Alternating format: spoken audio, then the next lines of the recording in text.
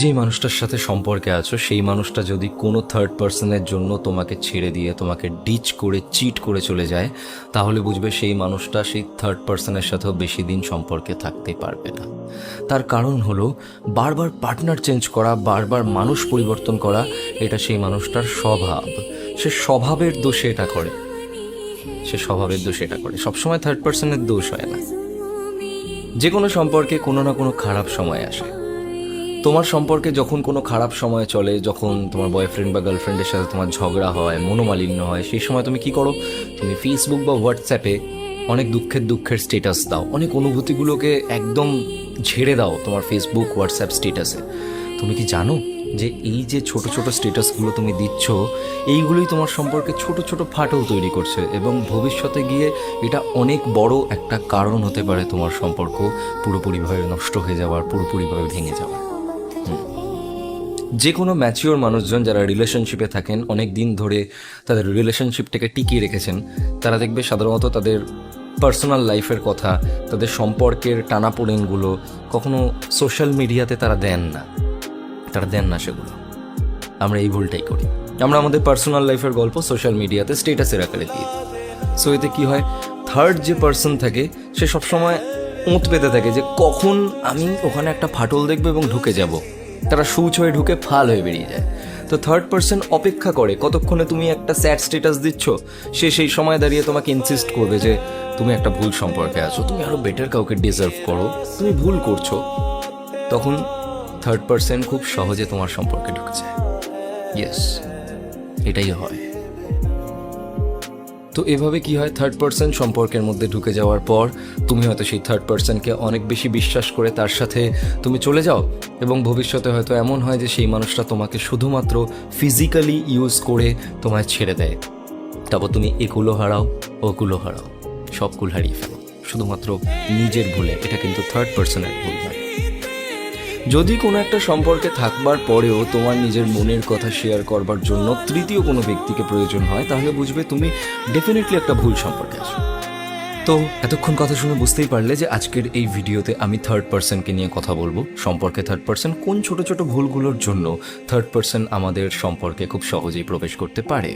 So একটু intro করে ভিডিওটাকে অবশ্যই শেয়ার করে দিও বন্ধুদের সাথে, আর কমেন্ট করে জানিও থার্ড পার্সন সম্পর্কে তোমার মতামত কি। আমরা একটা কথা বরাবর শুনে আসি যে এক সে ভালে দো সে ভালে তিন। দুজন বন্ধু যখন একসাথে আড্ডা মারি, 3 নম্বর বন্ধু আসলে দারুণ মজা। আর স্বামী স্ত্রীর মধ্যে হঠাৎ করে যদি ছেলে বা মেয়ে হয় তাদের, তাহলেও সেটা একটা অনুষ্ঠানের বিষয় হয়। কিন্তু কোনো সম্পর্কের মধ্যে তৃতীয় ব্যক্তি মানে এক সে ভালে দো সে ভালে ব্রেকআপ, তাই তো?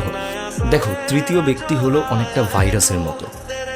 এরা পার্মানেন্টলি থাকার জন্য হয়তো আসে না, এরা শুধুমাত্র বছরের পর বছর অপেক্ষা করে যায় কখন সম্পর্কের মধ্যে একটু ফাটল দেখবে, আর সেই ফাটলের মধ্যে সূচ হয়ে ঢুকে যাবে, ঢুকে গিয়ে যে কোনো একজনকে ইউজ করে ফেলে দেবে এবং সম্পর্কটাকেও নষ্ট করে দেবে।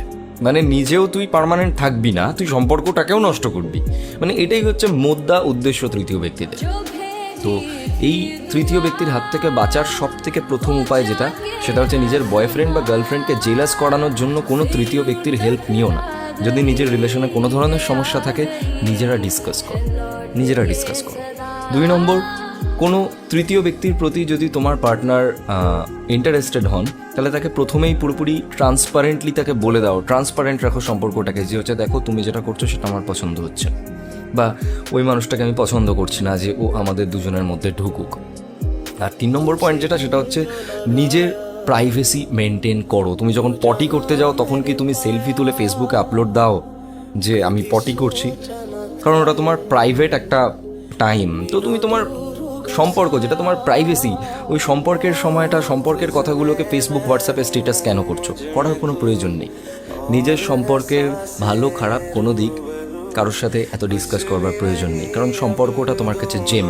যে মানুষটা তোমার সাথে আছে সেই মানুষটা তোমার কাছে তোমার অহংকার, সেই মানুষটা তোমার গর্ব, সে তোমার জেম।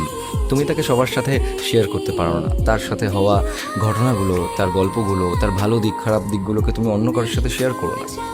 আর তার যদি কোনো খারাপ দিকও থাকে, তার খারাপ দিকগুলোকে সবাইকে বলে বেড়ানোর কোনো প্রয়োজন নেই বস। কারণ সবাই তার সাথে থাকছে না, তুমি তার সাথে থাকছো। তুমি তার খারাপ দিকগুলোকে ফিক্স করে নাও। কি বুঝলে? আর হ্যাঁ, বেস্ট ফ্রেন্ড থেকে সাবধান, অনেক সময় বেস্ট ফ্রেন্ডরা কিন্তু সম্পর্ক ভাঙার সব থেকে বড় কারিগর হয়ে ওঠে। সো ভিডিওটা কীরকম লাগলো কমেন্ট বক্সে জানাও, আর তোমার যদি এরকম কোনো এক্সপিরিয়েন্স থাকে সেটাও জানাও, তাহলে আমি এই ভিডিওটার পার্ট 2 বানাতে পারি আবার পরে কখনো।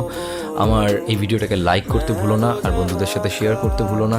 আর আমার যে পোয়েট্রি চ্যানেল আছে দি পোয়েট্রি আনটোল্ড, সেটার লিঙ্ক আমি দিয়েছি ডিসক্রিপশনে গিয়ে লিঙ্কে ক্লিক করে আমার এই চ্যানেলটা সাবস্ক্রাইব করে দিতে পারো। সেখানে আমি সপ্তাহে একটা করে কবিতা বলি, সেই কবিতাগুলো তোমরা শুনতে পারো, এবং ভবিষ্যতে সেখানে আমি আরও বিভিন্ন ধরনের কাজ করার প্ল্যানিংয়ে রয়েছি। সো দেখা হচ্ছে পরের ভিডিওতে। আর হ্যাঁ, এখন করোনা ভাইরাস চারদিকে ছড়িয়ে পড়েছে, সো বি সেফ। সবসময় হাত ধোও, প্রত্যেক ঘন্টা একবার করে হাত ধোও, আর যেখানে প্রচুর গ্যাদারিং হচ্ছে সেখানে যেও না, নিজের বাড়িতেই থাকো অ্যাটলিস্ট এখন 14-15 দিন। ততদিনে আমি আবার নতুন কিছু কন্টেন্ট দিয়ে দেবো। সো টাটা, দেখা হচ্ছে পরের ভিডিওতে।